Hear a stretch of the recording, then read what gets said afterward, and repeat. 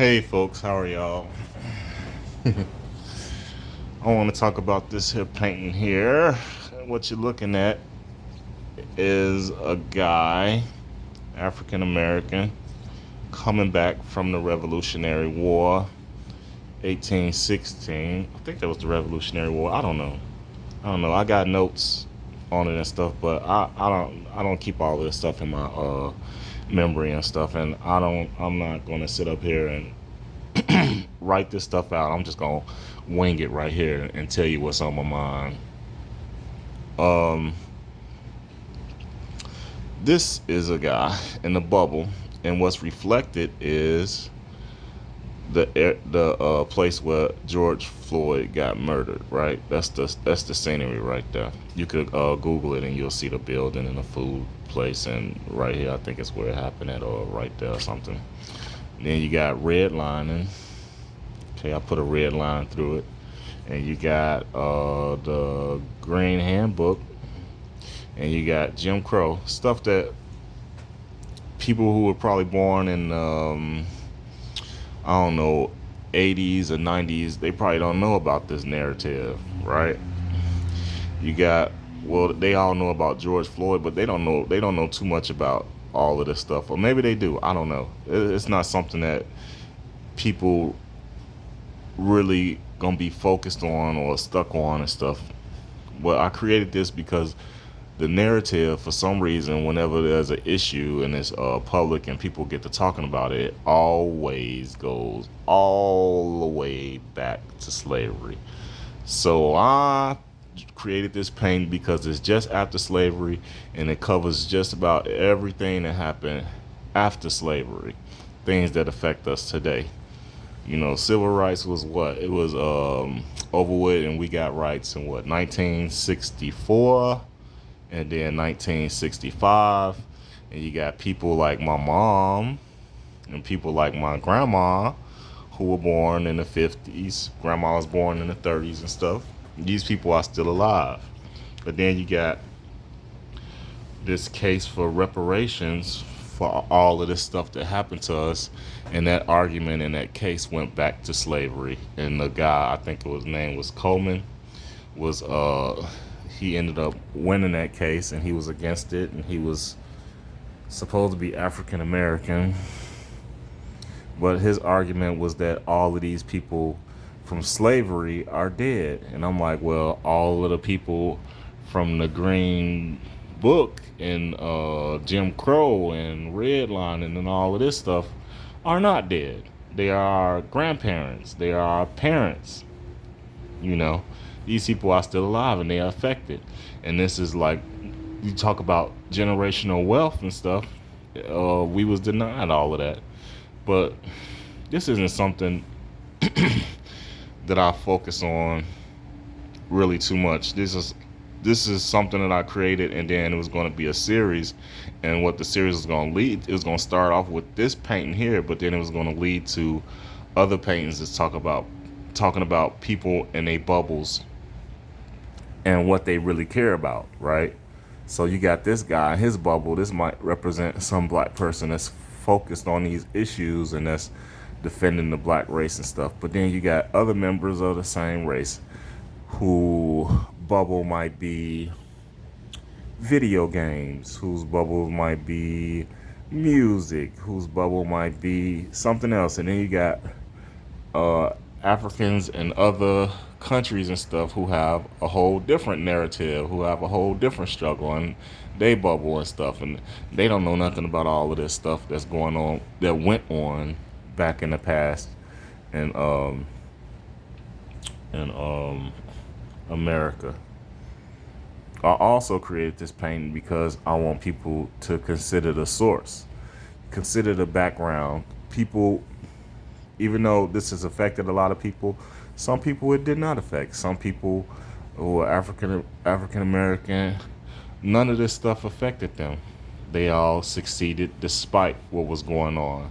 They progressed despite what was going on, and they had uh, children, and these children can't relate to this narrative.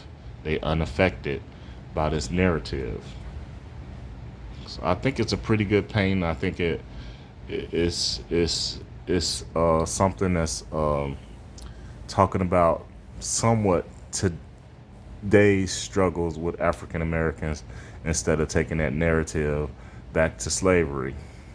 When you like, okay, for me, going to art school and stuff, when they talked about the black artists, every last one of these artists that they decided to talk about was focused on slavery. And I'm like, I don't want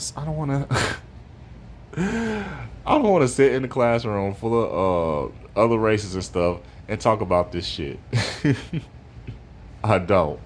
I don't. We don't talk about Jewish people and their slavery. We talk about the Holocaust and we talk about current things. You know what I'm saying? I'm sure that this happened back in biblical times and stuff, but it's not something that the narrative goes back to. Somebody speak out and say something anti-Semitic and stuff.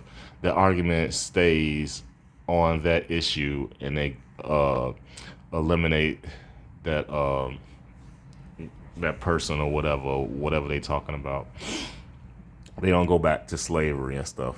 You know, white folks enslaved each other before they enslaved black folks and stuff. So the narrative is not about slavery. The narrative is about the stuff that keeps on happening and the stuff that happened after slavery. I think that's how we lost that case for reparations and stuff, because the argument went back to slavery, and Coleman was like, well, these people are not here anymore, and they just glanced over everything that keeps happening and that has been happening and stuff. You get black Republicans who say that we should pull ourselves up from our bootstraps, you know, just the same as the white Republicans and stuff. But these are black Republicans. You got to consider the source. Who are they around? Who is feeding them this information? You got to check their tone. Most of the time, other black folks not gonna listen to these Republicans because they have a condescending tone, and they're saying angry. They're saying more angrier than white folks when they addressing black folks on these issues and stuff. And these might be some of the people who succeeded despite all of this stuff that was going on around them. You know, that's something to consider. So you could probably succeed with all of this stuff going on, or all the racism or whatever that's going on in the world and stuff. And it's not something that just comes from white folks. It's coming from every race, even black folks. Everybody's racist. Everybody is for their own improvement and the improvement of their group. You know, I think that's about it. I could go on and on and on about this painting and stuff, but I think what I'm gonna do is put it all together in an art book, if I could ever get the funds to put the book together, as I have a few paintings that's kind of similar to this that are probably go in a book. I got like, I think 1, 2, maybe 3 more paintings and stuff, but this I wanted to be a series, and I wanted to show it off, but people in their bubbles, don't nobody care about this stuff. I got 12 subscribers. I don't think they really active. I don't get any comments. I might get a comment. I think I got 1 or 2 comments saying keep your head up or whatever, but don't nobody like viewing this stuff. Nobody's like really interested in my artwork, or the people that are interested in my artwork aren't able to find me. I don't know what's going on with YouTube and their algorithm and stuff. I know that I'm focused on a few things, politics, but I don't really go that deep into politics. I'm really blogging about my personal struggles and stuff, and me trying to make it to a point where I could put this stuff out there, and maybe the right people can find me and stuff and give me some support, and then we could be like a community, you know. You got people with a special interest. Like, I watch videos of somebody unclogging culverts and drains and stuff. That's a community of people. You got people who might follow a particular celebrity and stuff, and that's a community of people. You got these people talking about how they against the woke people, and you got people who are talking about how there's only two sexes, and then you got the opposite and stuff. You got all those communities and stuff. Where's my community of people? Where's the other people that's producing work like this? I can't find them.